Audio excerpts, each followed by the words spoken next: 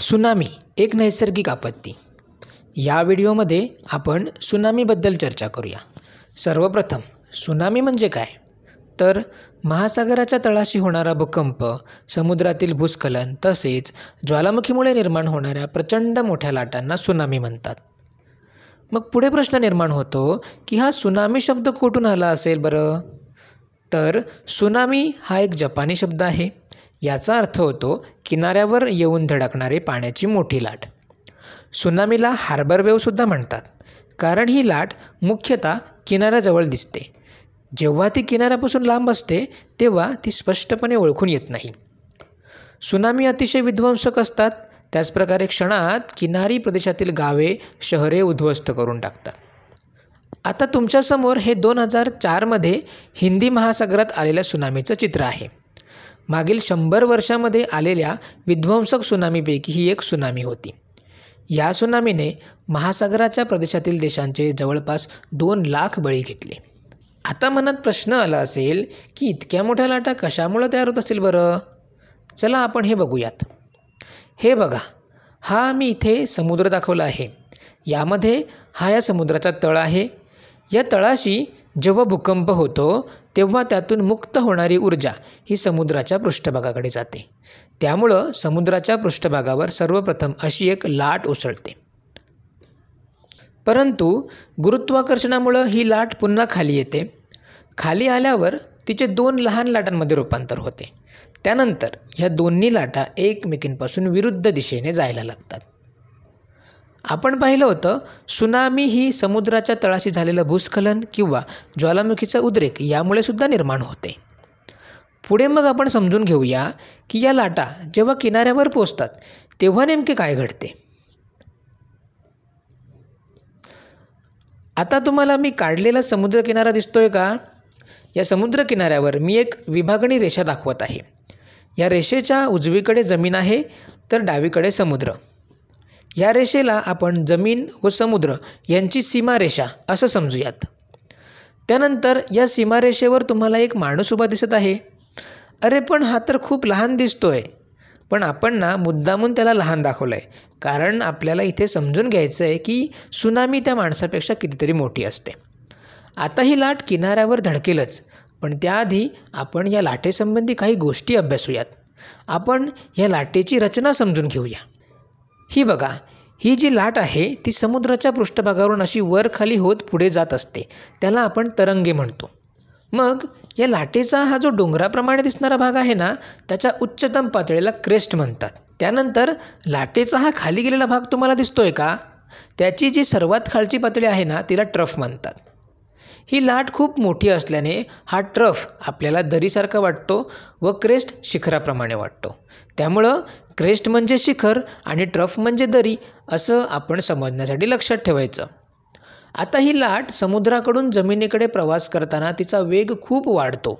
जवळजवळ तो 800 किलोमीटर प्रति तास इतका असू शकतो. आश्चर्याची गोष्ट म्हणजे जेव्हा ही लाट समुद्रातून प्रवास करते तेव्हा त्या लाटेची तीव्रता तसेच आकार लगेचच ओळखून येत नाही. अशा या वेगवान लाटेचा अंदाज बांधणं व त्याविरुद्ध कृती करणं शक्य होईल का बरं? नाही ना. पुढे बघा, जशी ही लाट किनाऱ्याकडे सरकत जाते त्यावेळी लाटेची निम्न पातळी म्हणजे ट्रफ हा जमिनीच्या जवळ येतो.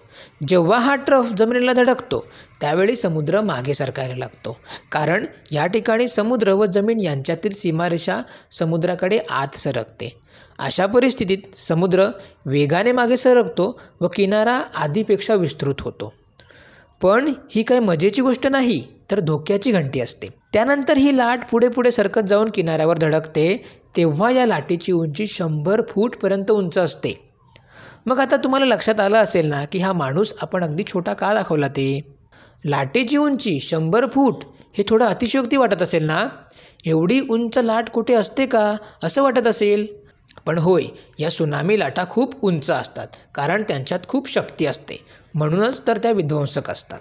आता हा 2004मध्ये हिंदी महासागरात आलेल्या सुनामीचा व्हिडिओरूपी चित्रीकरण पहा. समुद्रात झालेल्या भूकंपामुळे तेथे प्रचंड ऊर्जा निर्माण झाली. यामुळं समुद्राच्या पृष्ठभागावर लाटांची निर्मिती झाली व त्या किनाऱ्याच्या दिशेने जायला लागल्या.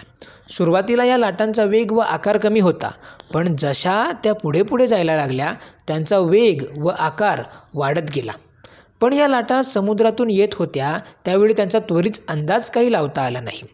जेव्हा त्या किनाऱ्यावर आल्या त्यांचा आकार खूपच मोठा झाला होता. ही लाट किनाऱ्याकडे आली तशी या लाटेचा ट्रफ ज्या ठिकाणी जमिनीला धडकला त्या ठिकाणापर्यंत समुद्र आतमध्ये गेला. बघा, हा समुद्र असा आतमध्ये जाताना दिसत आहे. समुद्र आत गेल्याने समुद्रात लाटेचा प्रचंड मोठा डोंगर तयार झाला आणि वेगाने तो किनाऱ्याकडे येऊ लागला. हा लाटेचा डोंगर तुम्हाला किनाऱ्याकडे येताना दिसत असेल आणि मग वेगाने येणारी ही लाट किनाऱ्यावर येऊन धडकली. या लाटेच्या तडाख्याने किनारी वस्त्या, शहरे क्षणात उद्ध्वस्त झाले. तर अशी होती ही 2004ची सुनामी की जिच्यामुळं प्रचंड जीवितहानी झाली, तसेच लोकजीवन उद्ध्वस्त झाले.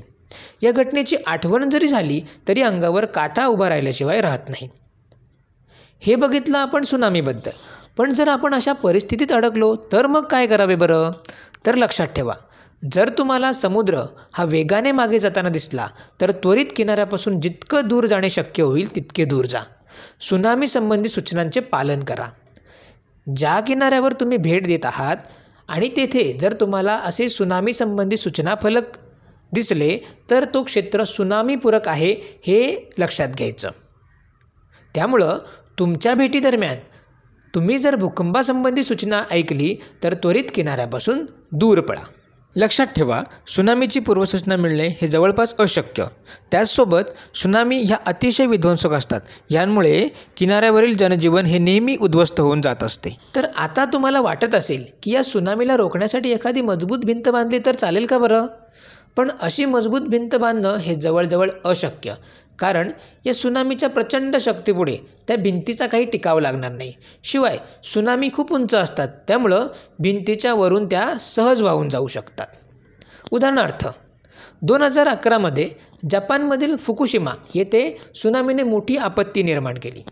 तेथील अणुऊर्जा केंद्र सुनामीच्या तडाख्याने उद्ध्वस्त झाले. अणुऊर्जा केंद्र म्हटलं तर यामध्ये अतिशय घातक रसायने असतात.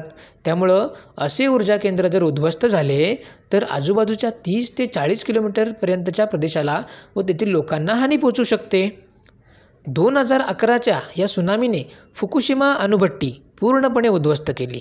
त्यामुळे झालं काय, ऊर्जा केंद्राच्या आसपास 30 किलोमीटरच्या प्रदेशात मोठ्या प्रमाणात विध्वंस दिसून आला.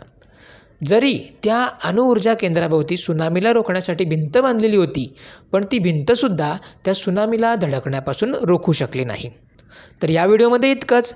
धन्यवाद.